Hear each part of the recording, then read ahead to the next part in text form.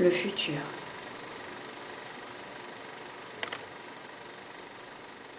Depuis des siècles,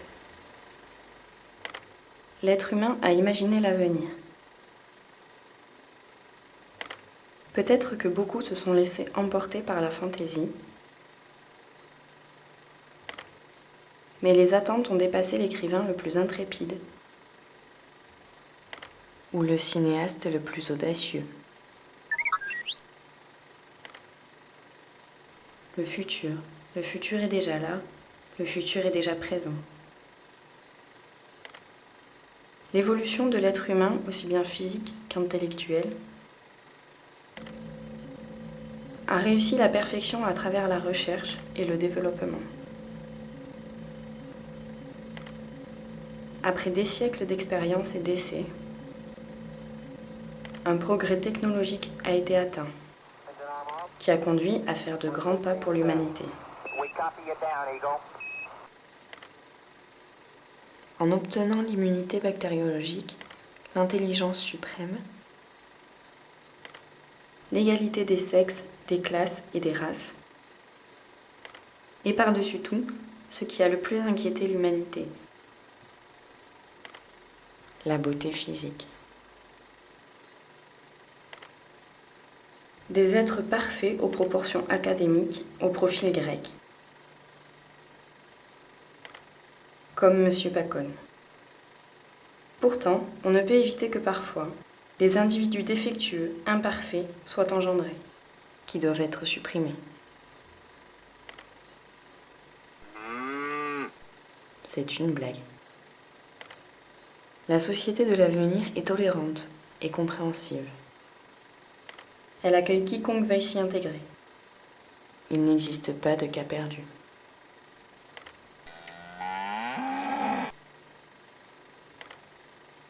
L'homme du futur collabore à travers le travail.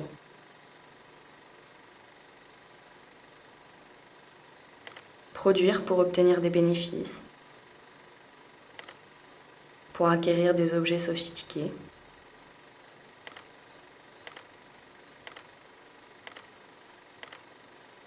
pour atteindre ses rêves.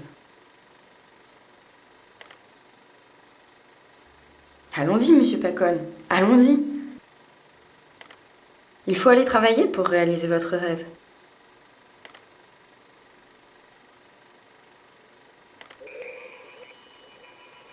Dans le futur, nous avons perfectionné la technique de la télétransportation.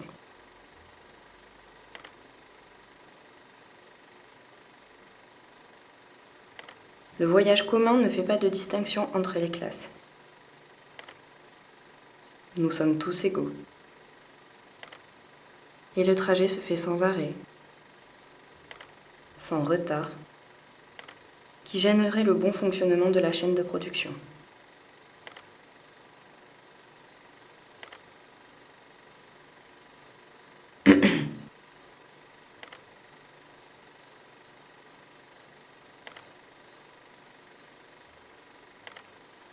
Le patron du futur est aimable et tolérant. L'éducation est fondamentale dans la formation des classes dirigeantes. Le leadership se construit en s'appliquant dans les études et en profitant de sa vie à l'université, qui montre un partage équitable du travail.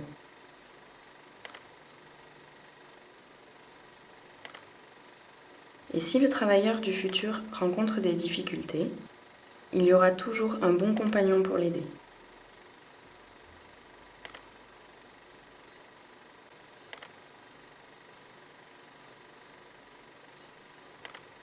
La technologie facilite le labeur du travailleur.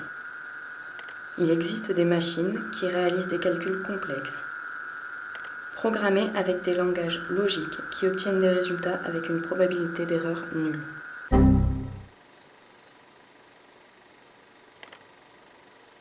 Et rappelez-vous, s'il y a des difficultés,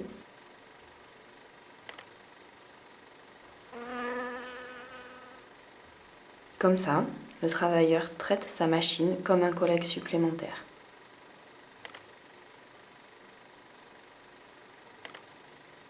Et le patron en est reconnaissant.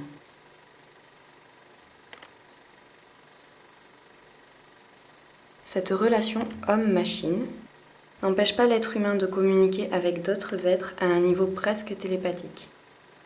La solitude est un concept obsolète pour le nouvel homme.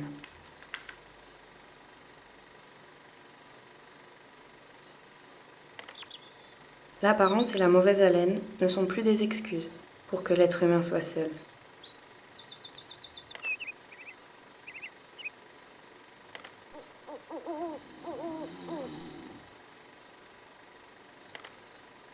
Dans le futur, il n'y a ni tristesse ni désespoir.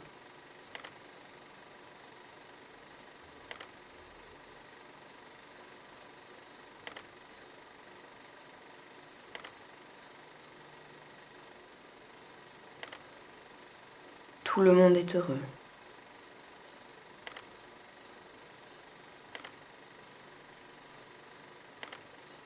Pourtant, il y a toujours des inadaptés qui, en guise de cheval de Troie, s'infiltrent dans cette société modèle afin de la détruire.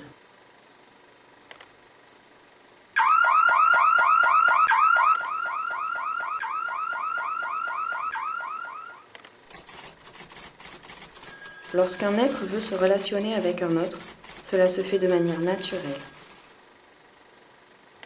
sans préjugés, malentendus ou déception.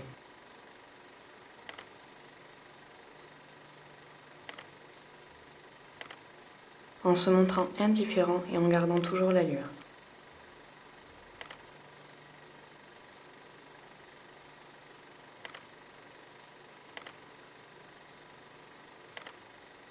L'amour. L'amour fait partie de l'évolution humaine.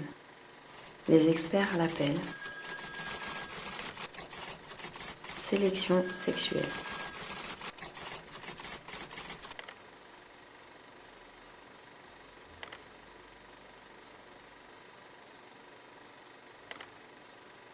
L'être humain admire son semblable pour son intelligence. La société est tranquille, sachant que leurs vies sont entre de bonnes mains. Des professionnels qui, devant une adversité, ne perdent pas leur calme.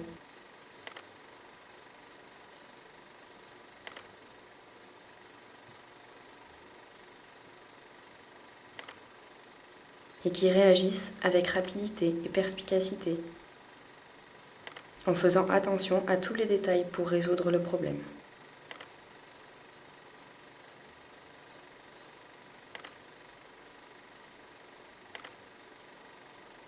Et le patron en est reconnaissant.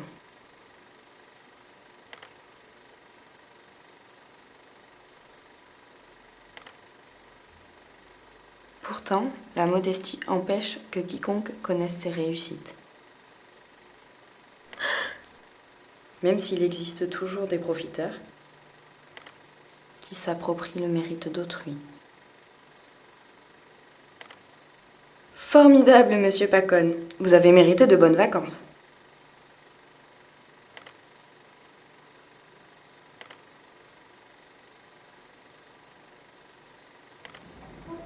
L'homme du futur profite de son temps libre pour s'unir à des clubs d'élite avec d'autres êtres humains.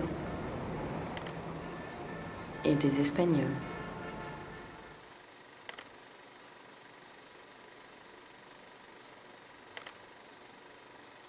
Il participe à des activités de groupe.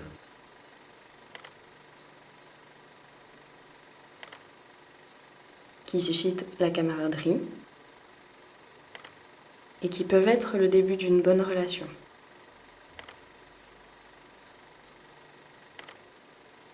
En favorisant la sélection sexuelle. Une autre alternative de loisir serait de contempler des œuvres d'art. L'architecture moderne a atteint le point exact entre innovation, design et fonctionnalité, dont les résultats sont admirés par des érudits. Pour sa construction, l'évolution technologique est au service de l'homme et met à son service des outils précis, modernes, et sophistiquée. Il existe d'autres formes de loisirs, comme lire,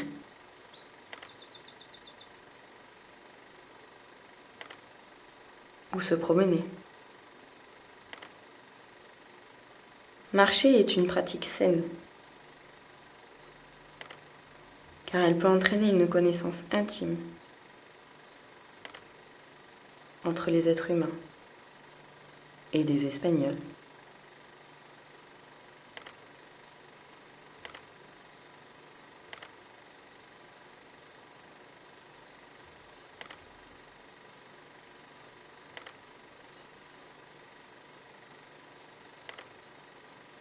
L'amour.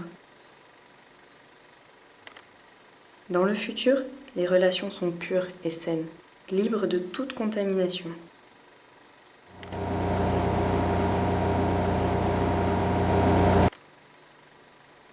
Les êtres unissent leur vie sans aucun type de formalité,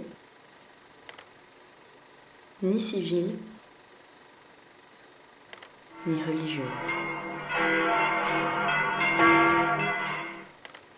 La religion a disparu, l'unique Dieu est l'homme même. Et il le manifeste dans l'intimité, en montrant le meilleur de lui-même. Après avoir profité des vacances, l'être du futur retourne à son travail. Heureux de retrouver ses vieux camarades.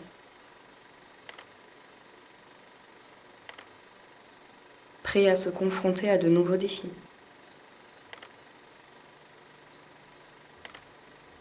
Avec de nouveaux compagnons.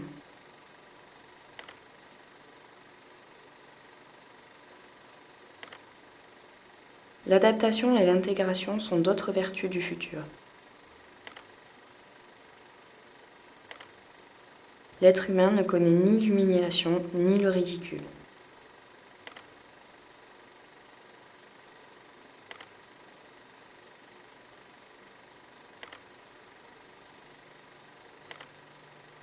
Nous sommes tous égaux. Très bien, monsieur Pacon. Demain, ce sera encore plus amusant.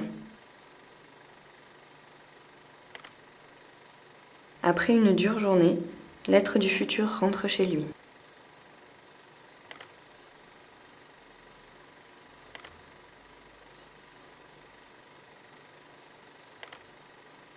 L'amour.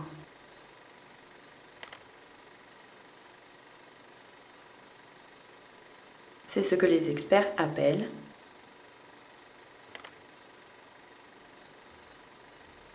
sélection sexuelle. L'être du futur lutte pour ce qui lui appartient, avec rapidité, bravoure et courage.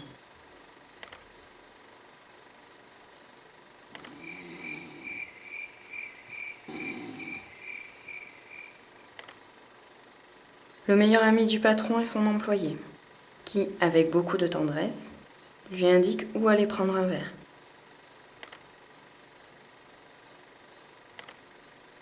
Attention dont le patron remercie le travailleur.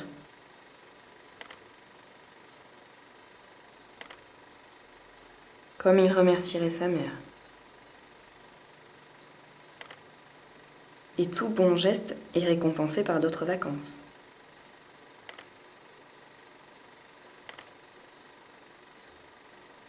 Génial, monsieur Pacon. Sa période d'adaptation est en bon chemin.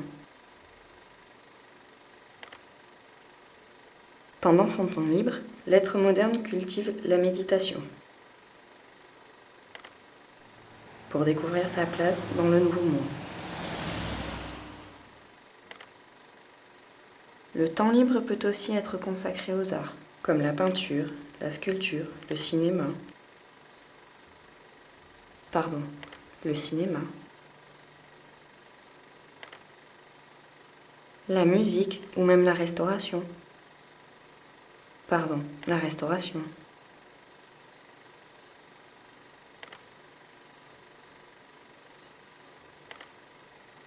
L'adaptation implique un sacrifice. que certains êtres ne veulent pas assumer.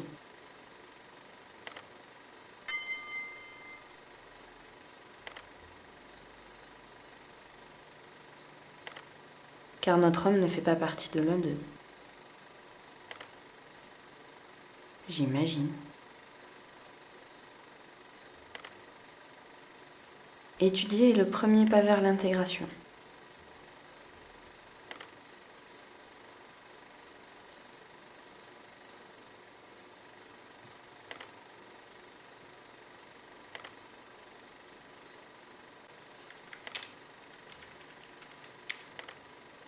La pleine connaissance nous permet de répondre aux questions du passé.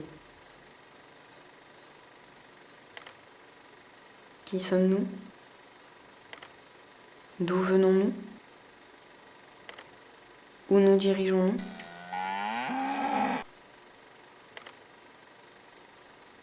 La démarche suivante est d'adopter les habitudes du futur.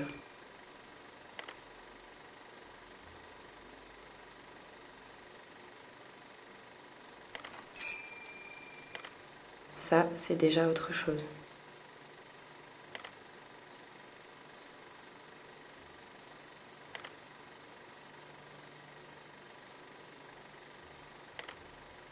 La dernière démarche est l'intégration. Le candidat sera examiné avec rigueur et il obtiendra son objectif uniquement à travers la technique du futur appelée mentir.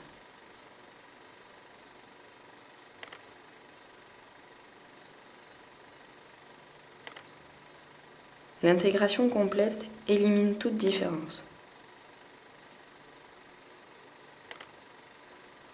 ce qui facilite la relation entre les êtres humains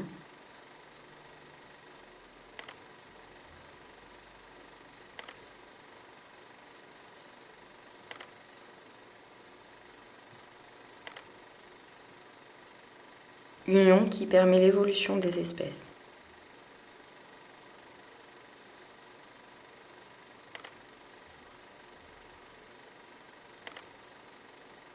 Sélection sexuelle.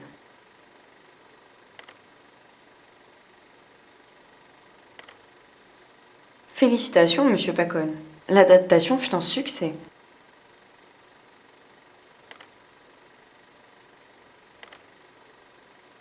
Le futur. Le futur est parfait. Le futur est déjà là.